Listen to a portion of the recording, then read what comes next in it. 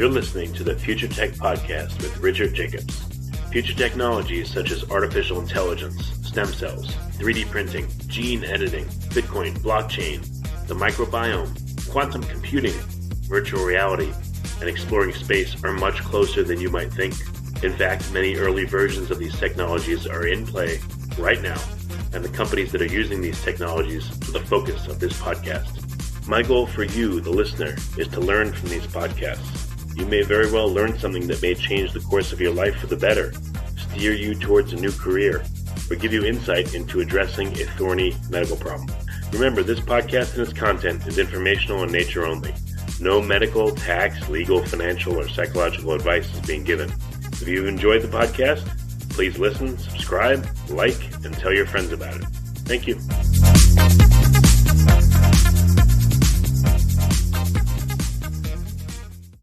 Okay, Senthil, welcome. Thank you for coming. Oh, you're welcome. Very nice to talk to you. Yeah, so tell me, for people that don't know, what is an organoid, and how are they created, and what are they used for? An organoid, the way we define it, is an ability to use a culture system to recreate a mini organ-like structure. So in other words, the three-dimensional organization of an organ or part of an organ is recreated in a lab dish. But it's not just the structure. It also is supposed to recreate some aspects or some element of the function of these. And usually this can be achieved only by using primary cells or embryonic stem cells, tissue primary cells, be it mouse or human, whatever it is. And when they are grown on appropriate culture conditions in a three-dimensional matrix, they will allow these principles of self-organization to form a structure that, to some extent, from a histopathological perspective, looks like a mini organ. So when you can accomplish this task, then we consider that as being an organoid for that particular organ or organ subtype. So if you want to grow a heart or make a heart organoid, you don't necessarily have to start out with heart cells. You can start out with stem cells that were encouraged to be stem cells from other tissues, right? Yes, people have done that. So you can take stem cells, you can get stem cells. Well, if you mean, so there are different levels of stem cells here. So if you use pluripotent stem cells that have the ability to form any type of organ, then you can coerce them to differentiate towards heart, and then you can allow them to grow and form a three-dimensional structure that looks like a heart. So that can happen. But if you take another stem cell, for example, if you take a colon stem cell, and then if you want to make that colon stem cell form a heart cell, that may not be possible unless you reprogram this. So, because there are stem cells that are committed to become a certain organ lineage, and there are stem cells that have the potential to become any organ. And so the latter is called the pluripotent stem cells, and the former is organ-specific stem cells. So if you want a heart organoid or a colon organoid, you could use a colon stem cell or a heart progenitor cell of some sort. Then you allow them to differentiate under three-dimensional culture conditions, appropriate media conditions, so that they form structures that resemble a colon or resemble a heart muscle or resemble a pancreas or a breast. Right. Are you trying to approximate the entire functionality of an organ or just part of it? Because they're so complex. Yeah, it's so complex. There are multiple cell types, and there are multiple physical and biochemical and cell biological parameters involved in making an organ. It is very hard to recreate everything. So you may create a part of it. So to give you an example, if you were to take a breast structure, the ductal cells that produce the milk have a very characteristic organization, but those ducts are now embedded within a very vast array of adipose tissue. So you cannot recreate the entire structure, but you may be able to just create the ductal structure that produces milk. And in a culture setting, you may allow them to form a three-dimensional structure that looks like a tube or looks like a sphere, and they will secrete milk inside and not outside. So that would be considered as an organoid, because they not only recreate a structure in part, but they also recreate the function. So is the goal of an organoid mostly to test drugs and to see what will happen to that particular tissue construct, or to see if you could even reconstruct, 3D print or, create an organ? I mean, what are the possible reasons to make an organoid? Well, there are several reasons why people use it, and again, it depends on the person's end goal in mind. If one is interested in modeling disease, so in our case, we are interested in modeling a cancer tissue outside of a patient tumor. So we take a piece of a cancer tissue where it is collected during surgery or during biopsy, and we culture under conditions where the cells now grow to form a structure that looks like the patient's tumor where it came from. So when we process our organoids and you send it to the pathologist can compare the organoid and compare the patient's tumor and say, this organoid came from this tumor. And so that level of similarity would allow us to recreate that patient's disease in a culture dish. If you can do that, then you use it for testing for drugs to see what may be best possible way to treat this drug, what are the best possible drugs these cells respond to, et cetera, et cetera. There are many people interested in simply understanding how an organ forms from a developmental biology perspective.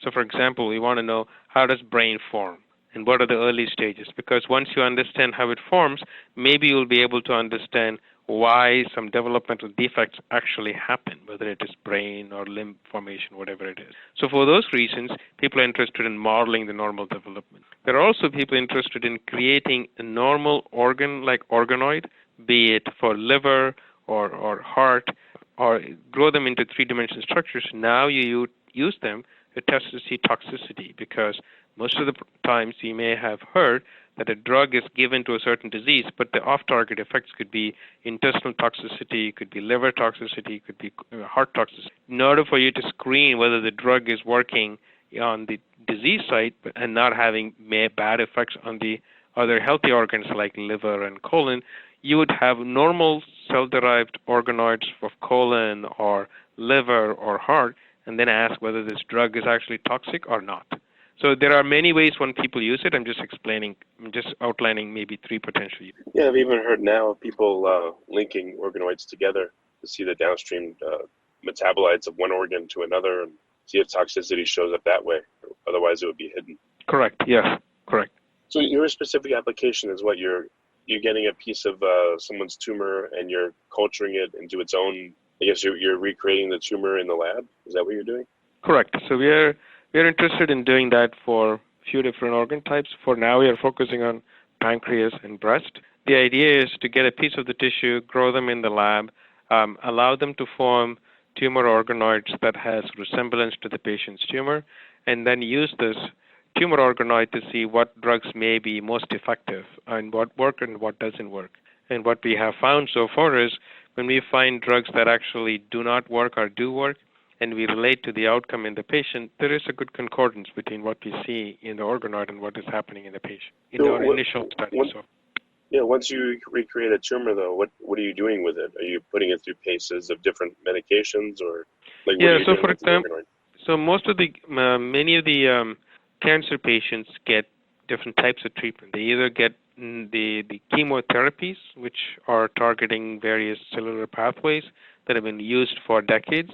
They're also getting something called targeted therapies, which is usually targeted towards a specific mutation or an activity that is seen at a molecular level.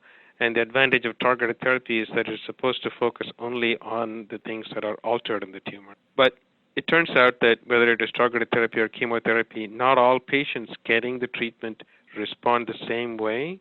So if you take two pancreas cancer patients and you give them the same drug, they will have different responses. Although they both have pancreatic cancer, they're both getting the same drug, but they have different responses. We do not know which will work for a given patient.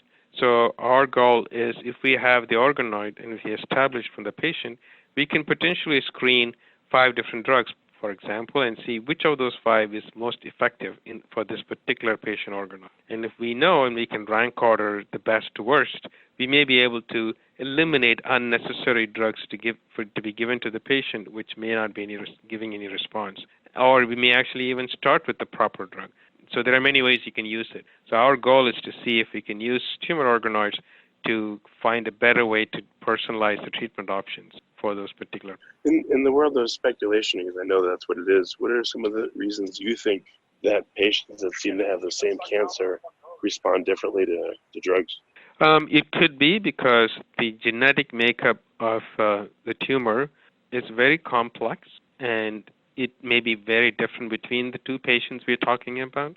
And maybe because they all started with some small changes, but then the way it evolved is different from one patient to another. In fact, the current understanding says that even within one patient, different parts of the tumor may have very different evolutionary path, which means they may have different genetic makeup. That could be one. So the genetics may be different. The age, the sex may be different, and they respond different. The racial background makes an impact. Sometimes that has an impact on it. Person's body mass index or person's status of overall health status. So there are multiple parameters, and it is very hard to know exactly which one is contributing to this difference.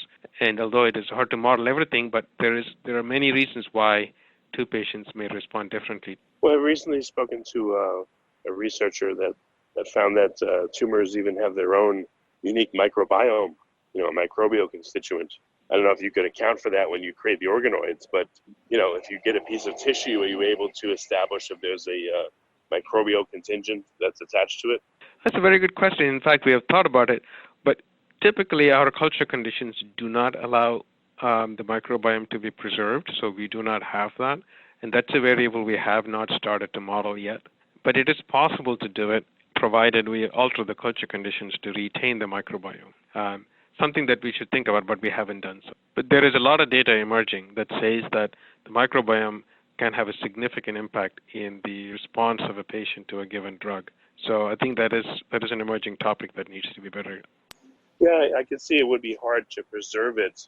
And maybe, what the problem is, what if that's like the main modulator of how a drug interacts with somebody? I mean, that's, it's one possibility. So I don't know how you'd create an environment like that. I guess you'd have to create enough of a microenvironment that, you'd be able to recreate the microbial constituent as well. But it's a tough thing. Yeah, it is hard. It is hard, but the one aspect of the drug action is what is called a cell autonomous functions, meaning a cell's ability to respond to a drug is determined by itself. And there is a significant component of that for every drug action. And there are drugs that actually function cell non-autonomously, meaning they do not really work on the cancer cell, but they work on the neighboring cells and in turn actually control the cancer cells. So in using organoids to test drugs, we need to be biased towards the cell autonomous drugs because we're really simply asking the question, is the cancer cell by itself responsive to the drug or not? So if we now use the organoid to test a drug that is cell non-autonomous, it would be an ineffective platform to give us any answer. So we won't use those kind of drugs. So we are going to go after and test only drugs that are known to work directly on the tumor cell and increase the probability of success in a patient. Mind you that if it works in an organoid will not mean that it will work in vivo because of other microenvironment-based factors that can suppress the drug action in a patient. Nevertheless, we can decrease the odds of it failing if we know it at least works in an organoid setting. Well, what are you noticing as you're attempting to recreate a given tumor, in culture? Anything that you learned that surprises you or interests you? I think the surprising element is that when we grow organoid from different patients, it is quite surprising to see how different they are. And we can actually look at the morphology of the organoid and the histology of the organoid and say that they are from different patients if nobody were to tell us that they are from different patients. And that is surprising to me if I really think about it from a biology. How does a cell know to recreate the tumor in a lab setting? And I don't know the answer to that, and I don't think anybody knows. I think that is an unknown, and I think that's a question that we are interested in. How does a cell know how to do this? And maybe that is something we need to understand if you want to control this. So that's an unexpected and surprising element of this whole organoid platform that I've been curious about. In terms of what we are learning, we are actually very thrilled, totally thrilled, that in the limited number of relationships that we have explored between the patient response and the organoid response, the concordance of being able to model the patient's response in organoid is compelling, which makes me really motivated that it is possible, at least for the drugs we are testing, at least for these sort of cell autonomous drugs we are testing, it is possible to find which one is best suited for that patient. So that is really exciting for me because I think if we can accomplish that, that takes us into the next phase of how to personalize treatment options for cancer, at least for some of them. Have you made a Pareto of possible effects on tumors, based on what you know? Is it possible to even do that at this point? Can you please repeat that? I missed the first part of the question. Is it even possible to make like a Pareto of most possibly effective to least effective on a given tumor, knowing the factors that you know? Okay, I think there's a lot of background noise. Are you asking, is it for a given tumor, or am I able to rank order the most effective to least effective? 1 second, but right there. Yeah, I had some interference. I apologize. Yeah, what I wanted to know exactly is if you were to rank order what you believe to be the most effective to the least effective methods for intervening with a tumor, or the I guess that's what I would say. Do you feel like you have a feel of that yet, or is it way too early to tell and more data is needed? I think more data is needed, but our preliminary studies say that if you screen a set of drugs, 10 different drugs on Organoid, we should be able to rank order which one is the best and the worst for that particular patient in that particular Organoid line, which may help us make the choices on what should be given to the patient. I think the initial indication definitely points to that, but I think we need more data to confirm this. Well, what about a class of drugs? Chemotherapy as a class versus immunotherapy as a class versus something else. Immunotherapy, it's too early because we have some recent observations that immunotherapy may be adapted in the organoid system. That looks promising, but it's too early to tell. Chemotherapy, within chemotherapy, there are multiple options a patient can be given, and among those options, we feel comfortable that we should be able to use organoids whenever it is possible to find the best possible chemotherapeutic agents for that particular patient. I think that we feel it is possible, and our data points to that possibility. Whether it will be done clinically and in a routine basis, that requires further testing. I think that's too soon to say how the results will pan out. For the tumors you look at, are these all primary tumors or are they metastases? And have you compared the morphology and the growth pattern and the histology of metastases versus primary tumors? Yeah, so it's usually mixed. Sometimes it's primary, many times it's a metastasis. In a limited number of cases, we have compared the primary and the metastases from the same patient. The metastases do tend to be more aggressive looking and behaving than the primary tumor. And in terms of drug responsiveness, they do differ. It is very hard to say that one is more resistant than the other because it seems to be that if you test a panel of drugs, the sensitivities, there are some common, there are resistance, some common, but they also vary.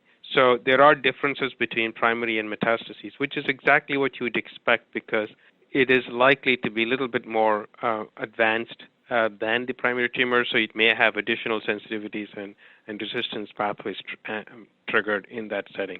So we do think that we can see conservation of biology, which is metastases be a little bit more aggressive behaving from a culture point of view, and from a resistance point of view, it's likely to be the case. But the numbers are so small, we cannot make any broad statements for how are organoids effective in making this difference feasible. What about in looking at the genealogy or other factors? Can you establish a lineage? If you look at a metastasis, can you tell, this is not the primary, or it is linked to this primary because of these factors? No, we don't. We haven't done anything in that space to really know if we can do that. Good question. Well, maybe that would tell you something about how it evolves and give you some hint as to the primary, how it got to the point where it metastasized and what methods it used. Just an idea. Yeah, I understand. It's an interesting idea. We haven't done that. No. And what about on a given patient? Have you if they have God forbid, unfortunately, multiple tumors on a given organ, let's say the pancreas, are you trying to look at several of them at the same time to see how they differ? Or do you pick just one candidate on a given organ and work with that to create an organoid? We have been able to do with one tumor from per patient. And I know what you mean. If it is a large tumor, we should be able to get multiple sampling, or if there are multiple level nodules, can you get different biopsy samples from the same patient? It has not been, we have not done something like that, although it'll be a very interesting thing to do if you have access. So we are asking the question using autopsy samples to see if you get multiple samples from the same patient. Can we learn something about how different they are in different sites? But that study is just underway. We don't have any answers. Have you tried taking some of the cells and making multiple organoids side by side to see if all the organoids form the same way or if they form differently? No, so I think they are. If we take a patient's tumor and if you make an organoid, they are usually heterogeneous, and even within a field of view, one organoid culture from one patient, very few are the same. There is always variation, which is exactly what we would predict because patients' tumor are known to be heterogeneous, and I think the organoids are also heterogeneous. We don't see a culture of organoids that look identical to each other. That's almost never the case in the organoid cultures we have. I guess that makes it even harder because, each tumor is unique within a realm of uniqueness just from its heterogeneity. It makes it really tough. In that sense, it becomes like a losing battle, but I'm hoping there are some truncal common root alterations that and sensitivities that we can tap on. Because in a way, that is the only way we can control this sort of diverse population. What we need to find out, to use the commonly used adage that we need to find what are the Achilles heel type of changes or sensitivities that are commonly conserved among these diverse population, and then ask, can we now target them? Well, has anyone tried to take a tumor and sample like 50 different sites within the same tumor to see how it's, the degree or the nature or the character of the heterogeneity? And perhaps that would give you maybe a narrow range of possible expression that the tumor can have, even though it's heterogeneous. No, those studies have been done for a while. So there were some historic studies published in New England Journal some time ago in renal tumors and other cancers. You take the same tumor, one tumor, and then sample them in multiple different locations, and then understand how is the genetics of these different locations. And that was been done for renal, it's been done for breast and many other cancers. And the revelations is quite compelling because there is significant amount of divergence that happen within one patient's tumor. But if you look at the changes deep enough, and if you do reconstruct an evolutionary tree, as you mentioned before, you could in fact map some of the changes that are common to all of them, some that are branch points and diverge in different directions. So you can clearly map out a tree, a branching tree. It is possible to do it. Now, then if you ask, will that information help you say what are the minimal number of things that are likely to happen in a given tumor? I don't know if that is possible. Yeah, wow, I didn't realize it's so complex. It is extremely. Yeah, it is. Unfortunately, it is. But I do think there is a way in which we can find some commonality. I know you're searching for them. So what do you think will be is possible for you to work in the next 5 years? What do you think you're going to figure out? Well, I think there are two fronts. One is that potentially three maybe. One is that I think to date we have not been able to efficiently find ways to find the best possible treatment for a given patient. I'm hoping things like organoids and other applications will allow us to find the best possible way to match the patient's tumor sensitivities and culture to the patient so you can minimize toxicity and maximize the responsiveness of a given drug. So I hope that will be achievable in the next 5 years. The second is that most of the drugs development effort or the drug discovery efforts currently uses some old cell lines and other model systems that are not effective in modeling the huge amount of diversity we have come to recognize for the patients. So the different patients, pancreas cancer or breast cancer, are so different. So unless we use primary patient material like organoids and other things for finding out what drugs work best, we may be having so much false positive rates. And I'm hoping in the next 5 years there'll be more use of these type of patient material derived culture to screen and find good drugs. And if we do that, maybe we'll be able to have less failures, at the same time find new things that we never thought about before. And having this kind of platforms as a screening platform for doing this could be something to be achieved in the next. And I think the third possible outcome is this new impetus we have as a field on finding new immunotherapy options for cancers. I think it can be actually significantly enhanced by using organoids, because I think organoids may be able to allow us to co-culture with immune cells and try to begin to model immune tumor cell interactions in a culture, and we can use that as a platform for discovering why sometimes it works and why sometimes it doesn't work, how can you make it better, et cetera, et cetera. And I think there's also a fourth possible outcome. I didn't think it was before, but as I'm answering, I realized that, is we may be able to use organoids from patients to find new biomarkers. For example, we have some thoughts that it is possible to use organoids as a way to find what may be the most efficient biomarkers, whether it is secreted or in a tissue. And all of these put together in the next 4 or 5 years, I think we may gain a major advance in better ways to personalize and better treat when patients can hopefully detect it sooner, because that's probably the best control this. Well, very good. Well, Senthil, what's the best way for people to find out more and to look at what your lab is doing? So we have a lab website. It's called Muthuswamylab.org, and we post information there. We post reports, and it also gives a good summary of what our interests are and what we stand for. That'll be the best place for us for therapy. And your last name is Muthuswamy, Muthuswamy? Yes, correct. All right, great.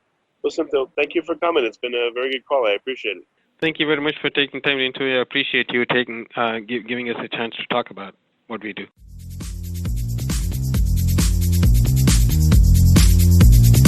You're listening to the Future Tech Podcast with Richard Jacobs. Future technologies such as artificial intelligence, stem cells, 3D printing, gene editing, Bitcoin, blockchain, the microbiome, quantum computing, virtual reality, and exploring space are much closer than you might think. In fact, many early versions of these technologies are in play right now, and the companies that are using these technologies are the focus of this podcast. My goal for you, the listener, is to learn from these podcasts. You may very well learn something that may change the course of your life for the better, steer you towards a new career, or give you insight into addressing a thorny medical problem. Remember, this podcast and its content is informational in nature only. No medical, tax, legal, financial, or psychological advice is being given. If you've enjoyed the podcast, please listen, subscribe, like, and tell your friends about it. Thank you.